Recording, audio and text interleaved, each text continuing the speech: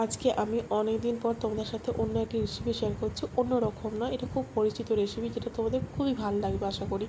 দেখতেই পাচ্ছ বাঁধাকপি আর গাজর নিয়েছি। এখানে বাঁধাকপি গাজর গ্রেট করে নিই, নুন দিয়ে ভালো করে মাখিয়ে ঢেকে রেখে দেবো প্রায় আধা ঘন্টা মতো। এতে করে অনেকটা মতো জল বেরোবে।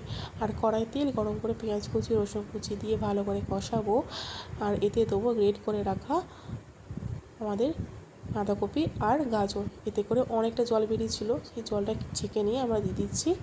দিয়ে ভালো করে কষাবো, নুন চিনি স্বাদ মতো দিয়ে ধনেপাতা কুচি dark soya sauce tomato sauce দিয়ে ভালো করে কষিয়ে নিয়ে অনেকক্ষণ ধরে কষাবো।